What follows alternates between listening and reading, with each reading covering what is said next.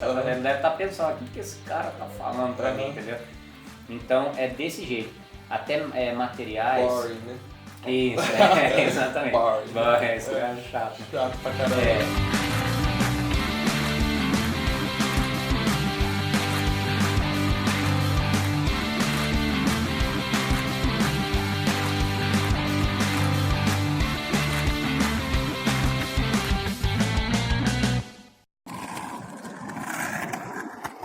Olá, eu sou o Jairo, Eu sou o Júnior. do Alfabetização Diária.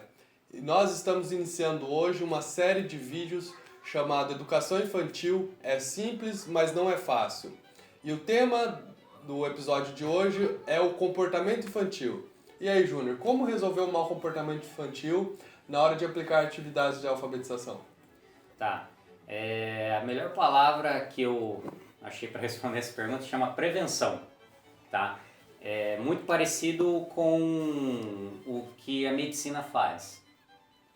O que eles fazem? Eles pedem, na verdade, pra gente fazer. Se prevenir antes de remediar, tá bom? Porque o que acontece na medicina? A galera espera ficar doente, chegar lá no hospital, falar, agora eu tô doente, me ajuda, entendeu?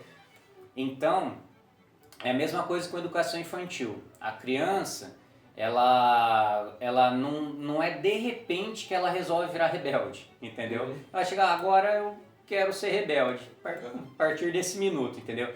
Não, ela com certeza, ela vem adquirindo esses hábitos e imitando esses comportamentos há um tempo, também. Aí o que acontece?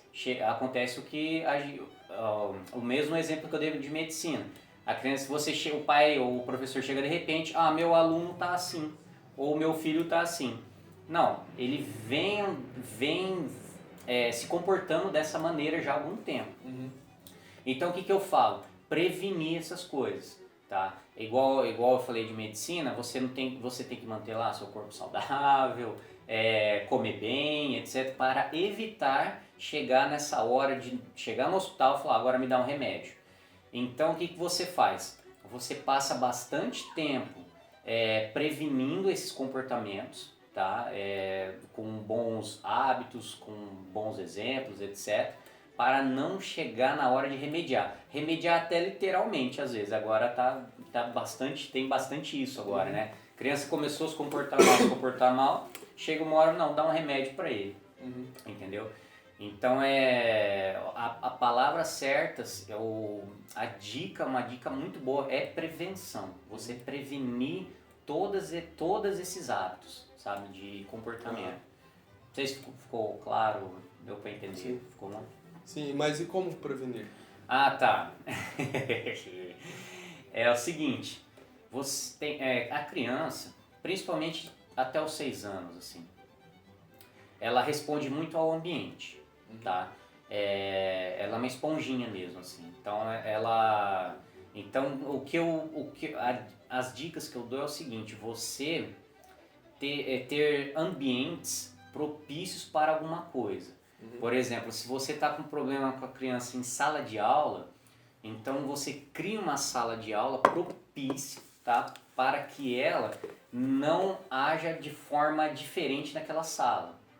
Então, se você tem uma sala calminha, com poucos estímulos visuais, poucos estímulos sonoros, para ela ficar calminha, ela tende a ficar calma, tá? Agora, se você tem um ambiente, tipo uma festa de aniversário de criança, que um monte de estímulo visual, sonoro, aquela gritaria, ela vai agitar. Não que ela não tenha que ficar agitada numa festa de criança, ela tem que ficar mesmo, porque aquele é um ambiente propício para aquilo. Agora, quando ela vai, por exemplo, para uma sala de aula, que é um lugar que ela tem que ficar mais calma, tranquila para resolver algumas atividades, etc, tem que ficar mais calma. Então, duas coisas, ambiente e o modo como você se comunica com ela também. Então, por exemplo, se você recebe sua criança na sala ou recebe em casa depois de alguma coisa, com gestos muito bruscos, né? O jeito de você falar muito agitado, é óbvio que ela vai repetir isso, imitar isso. Então, acalma, entendeu? Fala mais tranquilo, tem um tom de voz mais baixo, para ela começar a absorver isso, entendeu? Interiorizar essas coisas. Fala, não, aqui eles falam desse jeito, eu vou me comportar desse jeito. É claro que ela não vai pensar desse jeito para agir, entendeu? Mas ela imita, entendeu? Então, como fazer isso é isso que eu falei, ambiente e o modo de você se comunicar com ela, que isso interfere. Então são os estímulos do ambiente e a imitação dos adultos que vai influenciar o comportamento das crianças. Com certeza. Por exemplo, se você é um professor, né, ou um pai que toda hora que você vai fazer uma atividade, você está agitado e fala com ela com gestos bruscos, etc., ela tende a imitar você. É claro que ela não vai falar para você, calma aí, vamos ficar tranquilinho, que vamos fazer atividade. Não é assim que funciona, né? Então, acalmar. Então, em determinados ambientes, ela tem que agir de alguma forma. Se você quer que nesse ambiente ela haja dessa forma, crie um ambiente propício para aquilo, entendeu? Dá um exemplo aí, Júnior, de ambiente adequado e inadequado para a criança, que estimula negativamente o comportamento dela. É só você inverter os papéis do ambiente, entendeu? Por exemplo, sala de aula, né, que eu estou falando. Se você tem uma sala de aula que ela é cheia de estímulo visual, professor super agitado, a escola em volta dessa sala, bagunça, música, porque eu já trabalhei, fiz estágio em escolas desse tipo, sabe? Que a tua sala até você consegue controlar, mas o ambiente em fora é uma bagunça, então você não consegue tranquilizar. Então você tem que pensar assim, a sala de aula não é uma festa de criança. Festa de criança, beleza, deixa ela agitar mesmo, dá, né? O lugar adequado. Né? O lugar adequado. Pra brincar, adequado. Correr. Por exemplo, você não vai fazer uma festa de criança pro Antônio, o Augusto, e colocar, sei lá, brinquedo montessoriano lá, as coisas tranquilinhas. Não, é a hora deles bagunçar mesmo, entendeu? Então não inverter esses papéis, sabe? Pra ela ir adquirindo esse hábito de quando chegar, ela ficar atenta ao ambiente, falar, não, aqui a galera é tranquilinha, não sei o quê. E ela se sente até mal de se comportar de maneira diferente com o ambiente. Né? Você fala assim, todo mundo tá calmo, tá tranquilo. Por que você tá assim? Sim. Uma coisa que eu percebo com as minhas crianças é que quando muda o ambiente, ela começa a testar o adulto, né, no caso eu ou minha esposa, para perceber até onde ela pode ir. Isso é natural as crianças fazerem. Elas começam a testar, a fazer determinadas coisas, a ter determinados comportamentos que não são assim, comuns, né, no caso delas, e justamente para ver até onde elas podem ir. Então isso é uma coisa interessante da psicologia infantil, que eles fazem isso, eles ficam testando o adulto porque o adulto é o termômetro deles. Eles observam os adultos para ver como eles devem se comportar. E quando eles não estão entendendo muito bem o ambiente, é muito interessante isso, quando eles não estão entendendo muito bem o ambiente, eles começam a fazer isso. Eles começam a falar mais alto, a levantar da cadeira, por exemplo, tá num restaurante, um exemplo, né? Eles levantam da cadeira e começam a mexer nas coisas, e eles fazem e eu percebo a sua reação. Então, os adultos são um termômetro. Então, no caso que você disse da forma de falar, porque a forma de falar, na verdade, você está dando você está temperatura. você está comunicando para a criança que se reage assim naquele ambiente. Isso, então quando você fala assim, não fala alto, falando alto, você tá, na verdade você está comunicando ao contrário. Fala um pouco desse negócio da linguagem. Igual você acabou de falar que é verdade. A criança não presta muita atenção na semântica do que você está falando, né? Então você fala, por exemplo, você gritava, não fala muito alto, ele vai se assustar e ele vai parar de falar alto, não porque ele pensou, não é pra falar alto aqui, né? Mas sim por medo de você. Falei, esse cara tá bravo comigo? Sim. Tô fazendo alguma coisa errada, entendeu?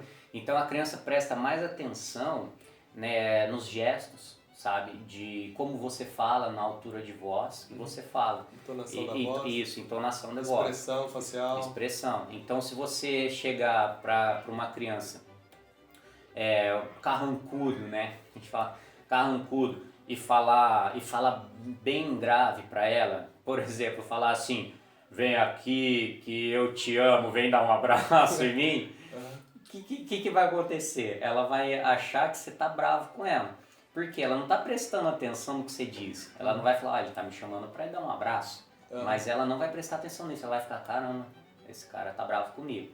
Agora, se você falar bem macio ou felizinho, vem aqui que você vai apanhar agora, vem aqui que eu vou dar uma chinelada em você.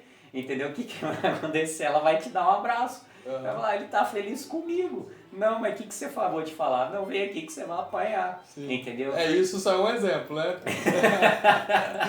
Né? É só um exemplo. Porque não, mas isso é... Hoje tem que explicar tudo.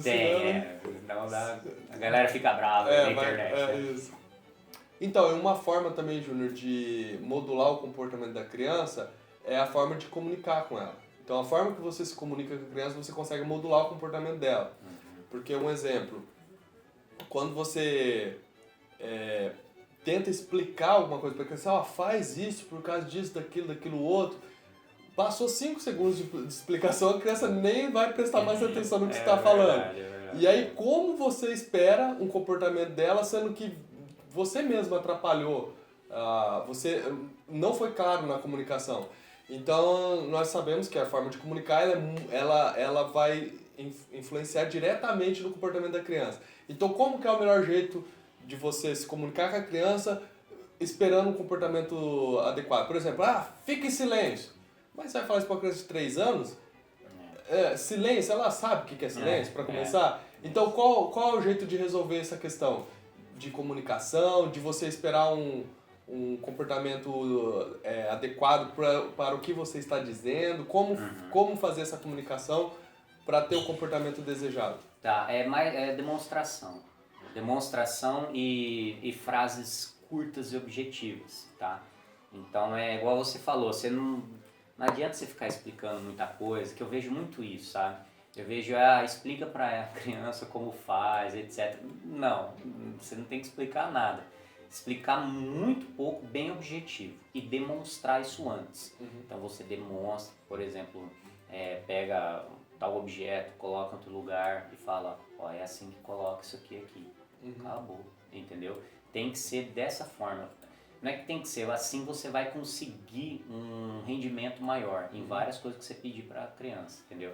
Então nada de, você vai colocar o objeto aqui porque aqui não pode, porque aqui que fica feio, porque a sala não pode ser desse jeito, etc. Igual você falou, ela já nem tá mais olhando pra você, sabe? Ela deve estar pensando, o que esse cara tá falando pra mim, entendeu? Então é desse jeito. Até materiais... Boring, né? Isso, exatamente. Boring. Isso é chato. Né? Chato pra caramba, né? Então tem várias metodologias, né, e alguns materiais que são... por exemplo, o Montessori, né? É praticamente desse jeito. Várias coisas que a Montessori fala para fazer na metodologia dela é dessa forma. Você mostra, tá? Depois explica bem objetivo e aí a criança vai lá e se desenvolve. Você executa a tarefa para ela primeiro para mostrar como é que faz. Você nunca pede para a criança uma coisa que você nunca demonstrou para ela, tá? Sim. Então o que esse cara tá me pedindo, o que esse cara tá me falando, entendeu? O que acontece muito, eu vejo isso, assim, no dia a dia, interagindo com famílias de amigos e tal, o que acontece? Nossas crianças, desde pequeno, nós deixamos eles comer sozinhos, né? Coloca lá o pratinho e tal, eles fazem a maior bagunça, mas é normal, isso ajuda o desenvolvimento deles. Claro. Então, assim, sei lá, o Antônio tá com 2 anos hoje, mas antes dele ter 1 ano, quando ele tinha lá o José hoje, que tem menos de 1 ano, a gente coloca o pratinho, a comidinha, deixa ele comer sozinho. E ele come. Coloca já o talher, deixa novinho. Então o desenvolvimento dele é muito mais avançado. Às vezes você pega a criança da mesma idade, a criança não consegue pegar o talher e colocar na boca. Tem a coordenação motora grossa, né, de catar o talher e colocar na boca. Então, assim, quando nós deixamos as crianças à vontade, dentro, claro, de um certo controle, né? Para as crianças não se matar, não catar uma faca e cortar o dedo, né?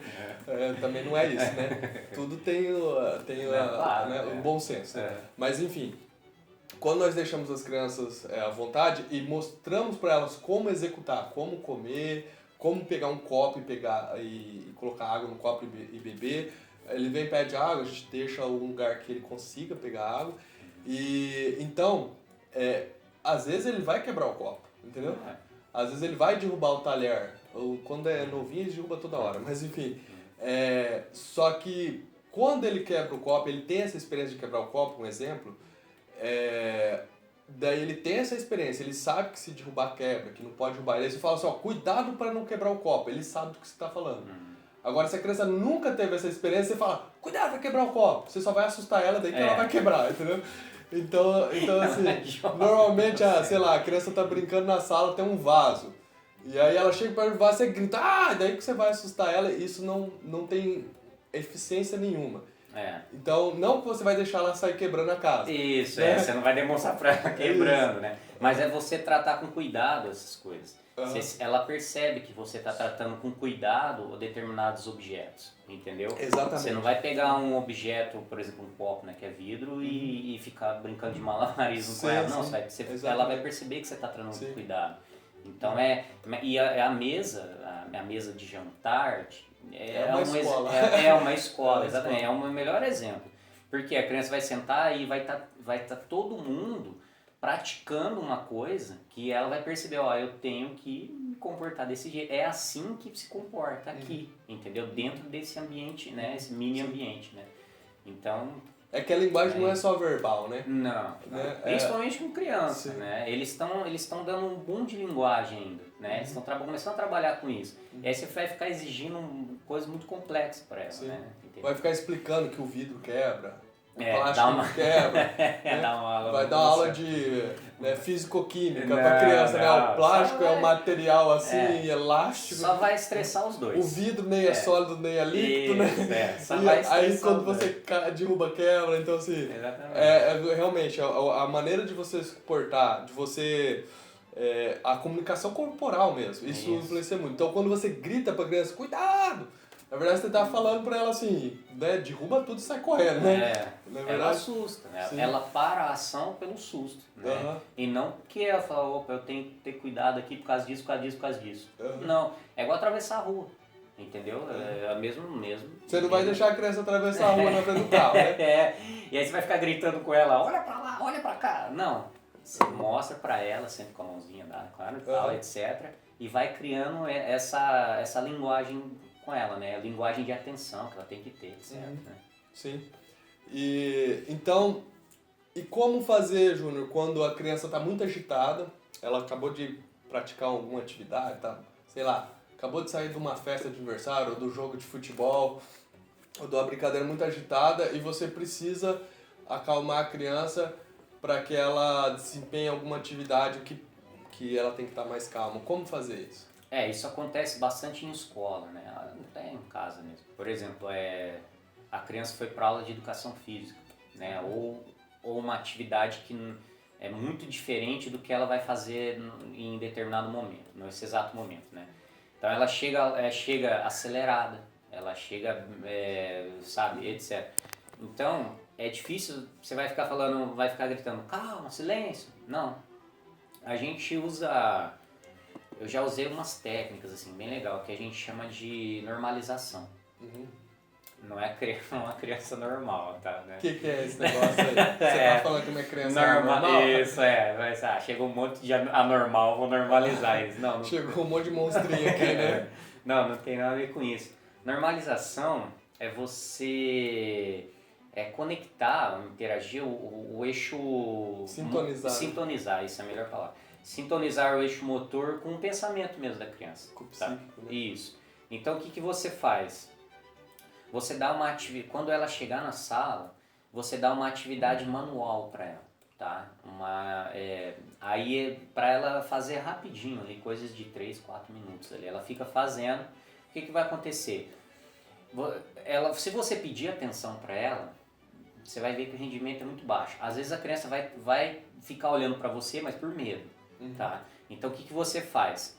No lugar disso, você dá uma atividade lá motora para ela fazer, aí ela vai acalmar, porque ela vai começar a ter atenção naquilo. Tá? Aí na hora que ela acalmar, aí você fala, agora a gente vai fazer outra coisa. Entendeu? É normalizar, a gente fala isso. Então é o que? Ela tá num ambiente, ela entra em outro ambiente, ou às vezes até no mesmo ambiente, tá? Mas você tem que mudar de atividade. Uma atividade mais, por exemplo, uma atividade de escrita, uma atividade de alfabetização, etc. que ela tem que ficar calma. A leitura. Uma leitura. Para prestar atenção na leitura. Isso, exatamente. Então o que ela faz? Ela estava lá fazendo um monte de coisa agitada, etc. Aí você coloca, aí ela começa a entrar, opa, agora eu tenho que fazer isso aqui. É claro que eu falei, ela não vai pensar nisso, não vai raciocinar nisso. Mas com atividade manual, ela vai fazer, começar a fazer, você vai ver que ela vai ter... É claro que ela vai ficar quietinha, não vai ficar né, jogando pra lá e pra cá. Começa a fazer uma atividade manual, tranquilizou, dá outra atividade. Você vai ver que o rendimento é bem maior. Aos poucos ela vai interiorizando o que ela está fazendo manualmente e vai se acalmando interiormente. E aí você vai perceber que vai ter um momento que opa, agora é a hora. E é legal que isso é um gap, né? Vamos dizer, é um período, né? Um período que ela tá agitada, ela fica calma, ela fica um tempo calma. Aí daqui a pouco ela vai, naturalmente ela vai começar a se agitar novamente, porque a criança, o período de concentração dela não é tão longo igual ao de um adulto, né? Que já está desenvolvido e tal, né? Desenvolvido no sentido de controlar as paixões, controlar a natureza, né? Então a criança naturalmente ela vai se agitar novamente. Só que tem esse período que ao você perceber que ela se acalmou, você pode aplicar uma atividade que requer concentração, porque a efetividade e o desempenho dessa atividade vai ser muito maior. Né? Tem vários, tem já até alguns estudos sobre isso, assim. Tem umas escolas que eu, se não me engano, japonesas mesmo, que elas fazem. Quando as crianças chegam na escola, eles dão atividades físicas para elas. Então, por quê? Porque isso ajuda mesmo na concentração, né? Porque você tá ali, né? Tá rodando teu metabolismo, ajuda o foco. Aí o que eles fazem? Eles pegam as crianças e já depois disso já colocam em atividades em sala de aula. Só que o problema é esse, porque eles chegam muito agitados. Só que eles fazem isso com crianças maiores, é claro. Quando você vai fazer isso com criança pequena, que ela não tem esse raciocínio de falar, agora a gente tem que se acalmar, você faz essa normalização, entendeu? Pequena é do 0 aos 6 anos. Né? Isso, com crianças menores, aí é melhor você fazer esses trabalhos manuais do que você ficar pedindo alguma coisa. Sim. Aí tem também um exemplo você falou de concentração, isso já tem alguns estudos também, se você perceber professores, por exemplo, de cursinho pré-vestibular, eles fazem a aula deles é muito legal, passa muito rápido, etc. Porque eles têm consciência de que a nossa concentração, de adulto já, claro, né, tem um determinado tempo. Então, por exemplo, 6, 7 minutos. Ele começa a aula, deu 6, 7 minutos, ele faz uma piada, ele faz alguma coisa ali, aí o que você faz? Você se distrai, aí volta, mais 6, 7 minutos. Aí de repente ele faz outra piada, não sei o que, aí você se distrai e tal, aí volta. Eles sabem disso e fazem. Com a gente funciona, né? Imagina com criancinha. Sim. Com criancinha, é claro, você vai ficar fazendo piada ou alguma coisa. Então o que você faz? Você faz esses exercícios de normalização. Você dá essas atividades manuais, aí ela acalmou, não sei o que, aí você dá outra atividade. E esses exercícios são bem simples. Verter água. Isso, né? Verter água, pegar uma jarrinha, um copo e ficar vertendo água. Separar feijão. Isso, pote da calma. Tem polir sapato, né? Polir colher. É verdade. Tem vários. E são exercícios. E é legal que dá para usar essas atividades de normalização para a criança aprender a fazer coisa prática mesmo. Inclusive chama materiais de vida prática.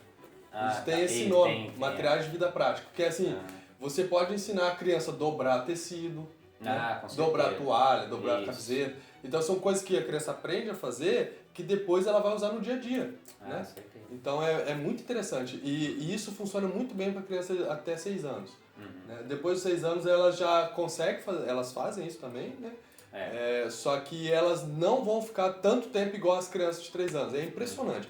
Criança do 0 aos 3 anos, aos 6 anos, desculpa, elas ficam até 1 hora fazendo isso. É impressionante. Então, eu acho que tem mais alguma coisa para dizer? Então era isso, o episódio de hoje sobre comportamento infantil. E então não deixe de comentar, colocar sugestões, fazer perguntas, porque de acordo com a interação de vocês, nós criaremos mais temas para tratar nos próximos episódios. Muito obrigado, um grande abraço e Deus abençoe. Até a próxima!